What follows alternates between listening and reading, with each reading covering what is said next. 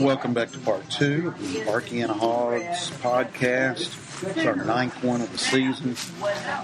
Deep into the season, Arkansas has Missouri on Friday, 1:30. The Hogs are 6-5 following the loss last night as we're taking this on Sunday, 51-50 to Mississippi State.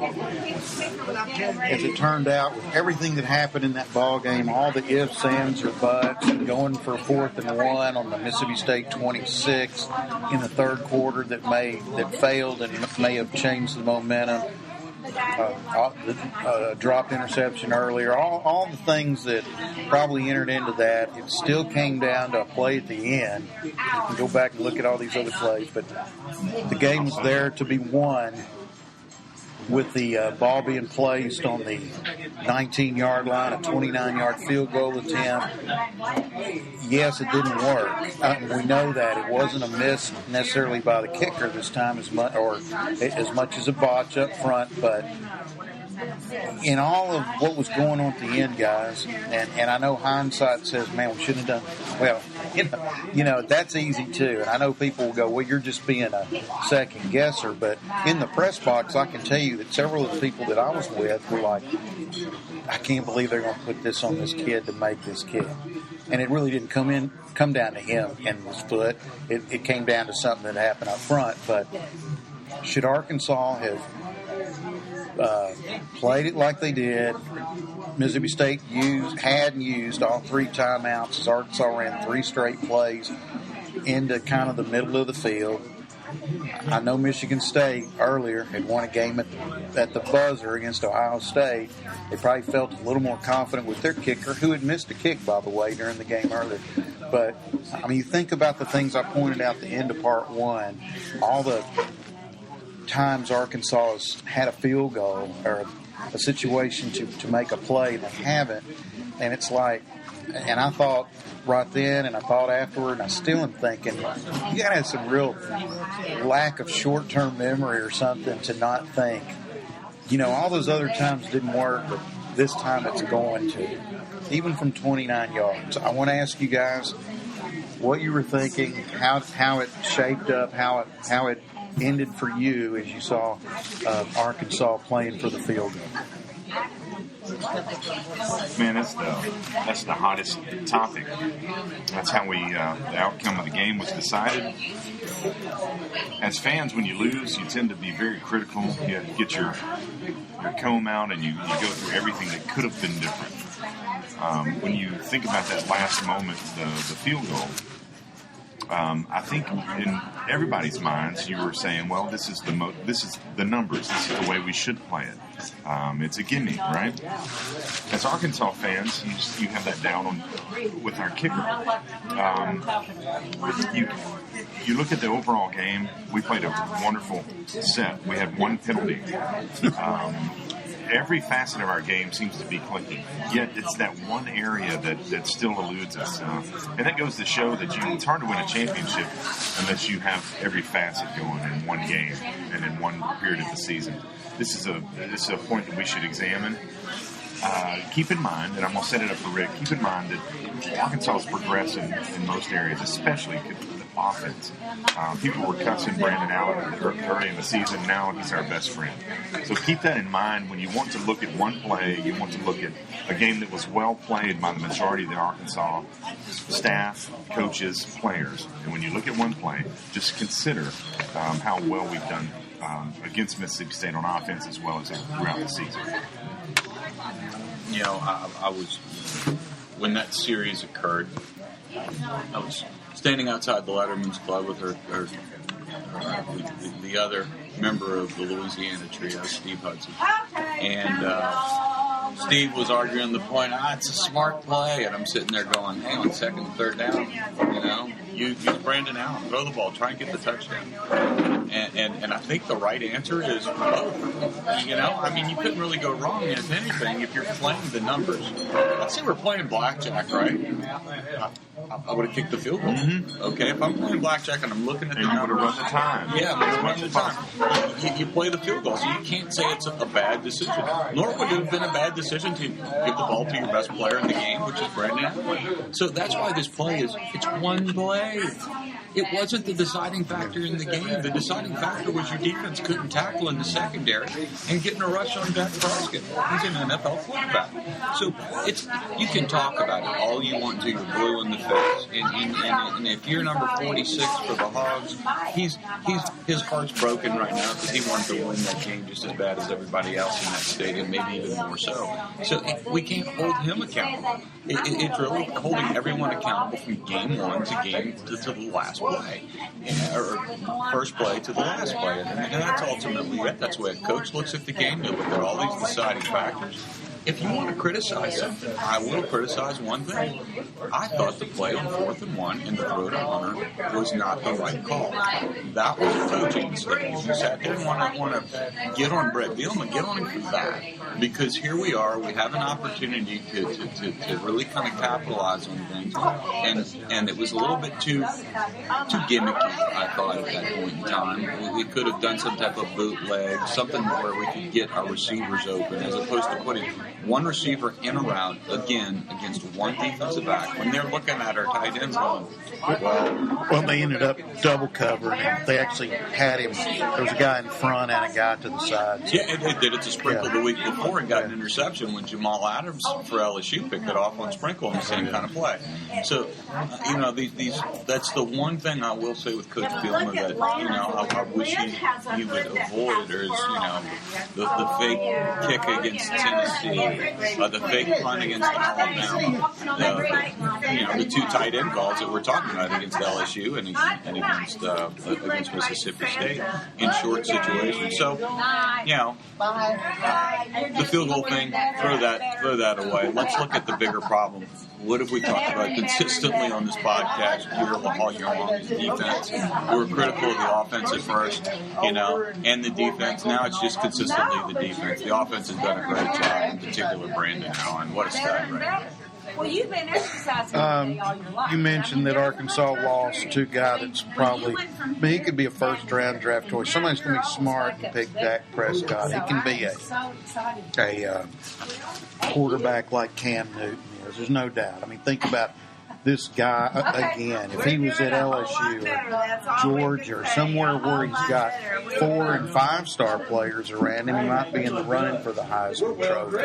And he was last year when they were undefeated and he had them roll and they were being talked about. Where does Brandon Allen fit in you guys' minds now as far as his pro potential?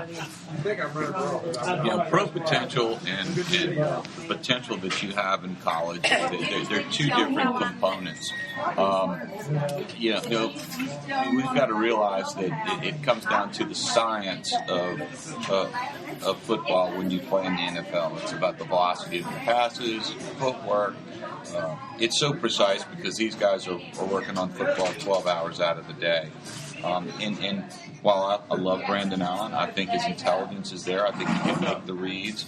I don't know if he has the gifts that it takes to be an NFL quarterback. I think he's a guy that could be a role player for a long time in the NFL, like a third string, second string kind of guy, kind of like a Chase Daniels his career.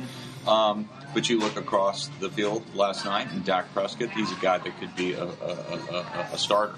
I think he's going to have the chance. He was only a 3-star guy out of Louisiana, and Mississippi State was his only big school to offer. LSU jumped on late, probably just because Mississippi State jumped on him. I love Brandon Allen to death. He broke Ryan Mallett's record last night, touchdown passes in a year, and I'll tell you, career. Yeah. Sorry, very, very, very impressive young man, and has had to deal with so much adversity and has overcome it, showing the spirit of a true Razorback. I can't say there's a quarterback that I'm more proud of than Brandon Allen, especially going through everything he had to go through in his career. But his pro potential may be a little bit limited compared to Dak Prescott, but he gets my vote for SEC Quarterback of the Year.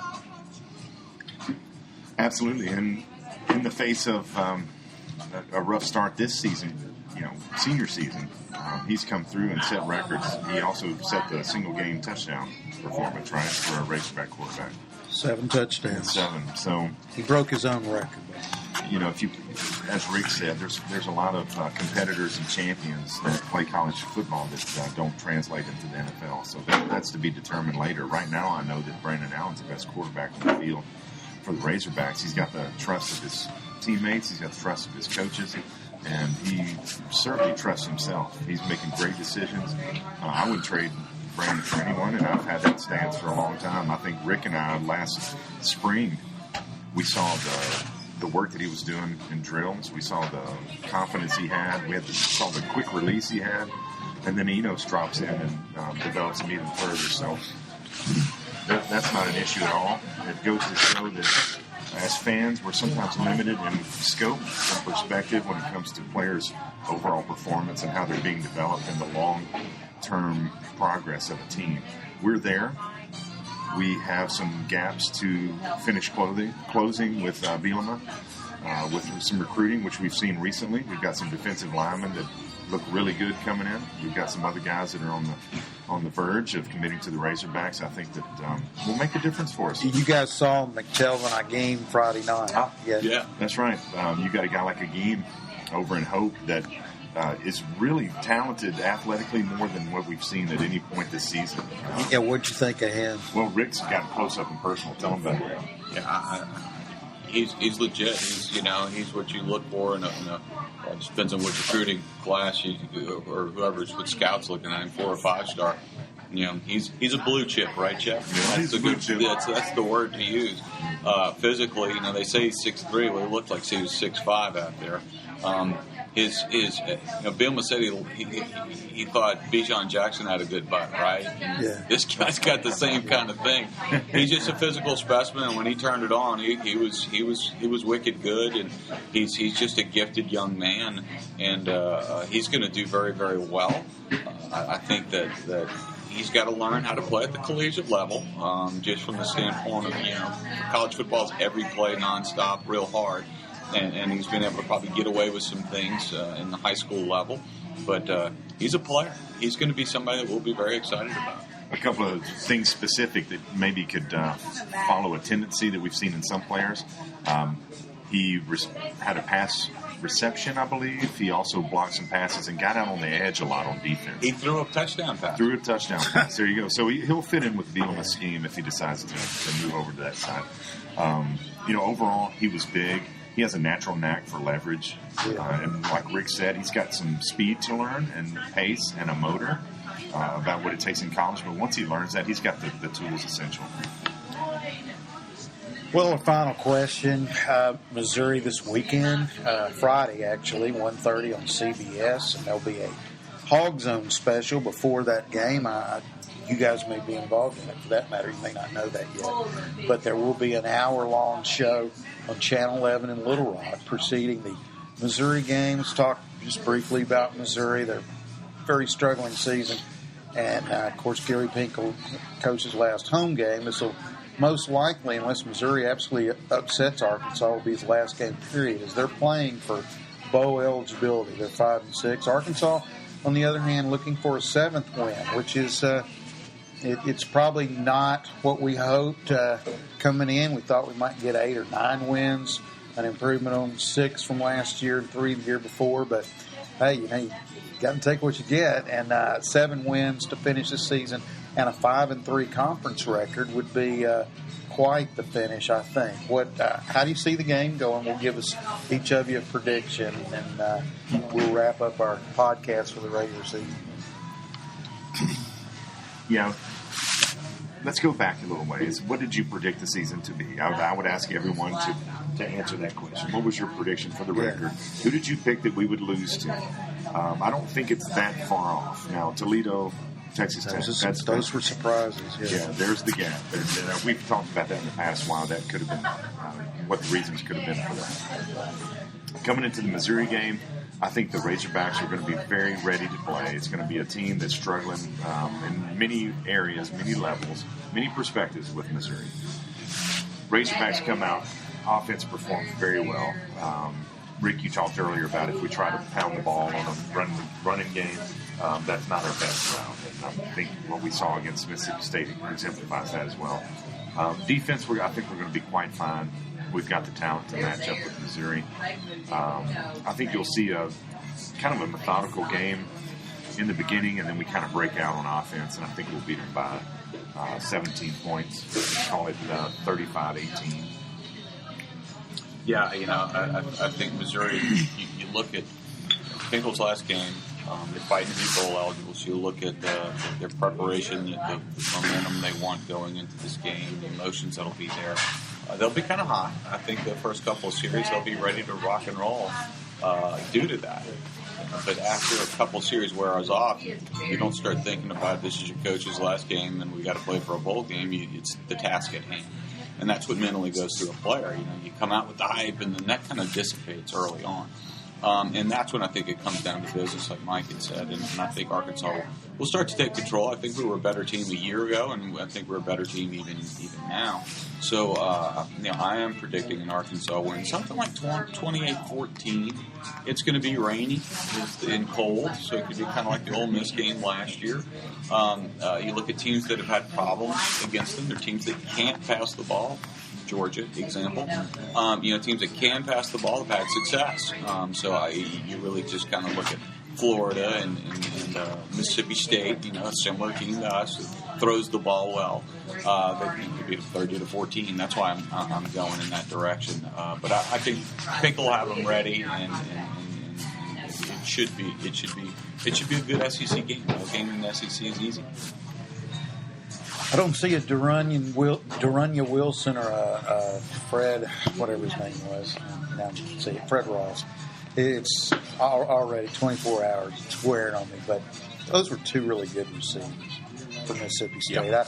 I mean, besides Dak Prescott, he had two guys who will also find their way in the NFL. Duranya Wilson can leave after this year. And Ross has been a thorn in Arkansas' side last year. I think he had the big catch, went for 60-something yards.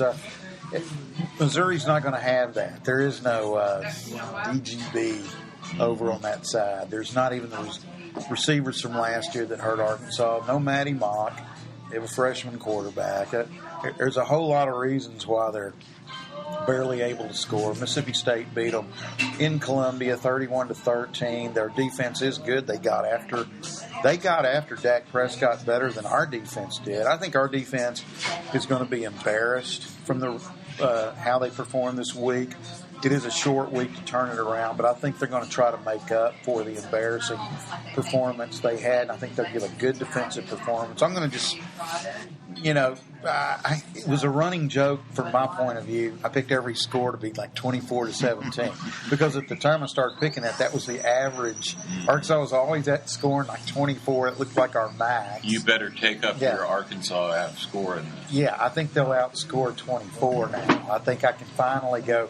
I thought they were going to win out. I said it on the Hog Zone. Kind of got. I should have. Hey, I didn't think there was anything wrong with saying that. They're not going to win out, but I think they're going to win. They're going to win 28-10, and I think it'll be an impressive way to finish. I think they're going to go to the Liberty Bowl. I think they're going to play maybe Kansas State. If Kansas State can get bowl eligible, I can see a matchup like that. I think it's going to be a nice finish. I can't believe we forgot this, guys. The one game we road tripped to was Missouri. Take yourself back there. Last year, Brandon Allen was hurt. That's the reason we lost. We couldn't effectively throw the ball. Yeah. So I might have to rethink my score, maybe. But I think Brandon Allen's got something to prove. Well, the first half he threw well, and then the pain kicked in, and he couldn't throw in the second half. I think it's going to be an opportunity for Brandon Allen to prove himself to Missouri. Yeah, I think so, too. I think this one ends in a good way. And I hope everybody will still go out and support them on a holiday weekend. There was a sellout crowd last night. I know it was 20-degree wind chill. I know the rain this weekend, but this team deserves it. I think things are still looking up. Rick? The best part about yesterday was the shrimp that we cooked for the Letterman's Club. Mike and I was chef, and Mike was sous chef, and you can ask Dean Weber that our cooking was top notch. So when it came down to performance and tailgating, we performed. Good. Ask Marvin Caston as well. Get those guys on the microphone. Definitely. So that worked out good.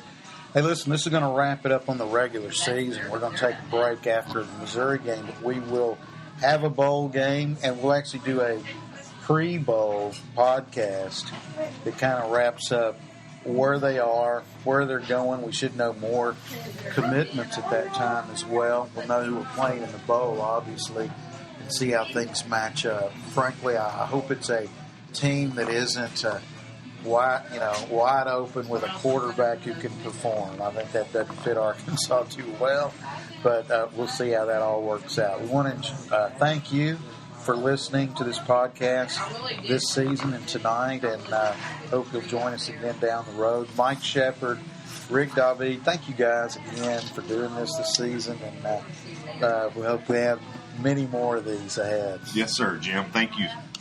Yeah, Jim, thank you. Blue Pig. Blue Pig. Thank y'all.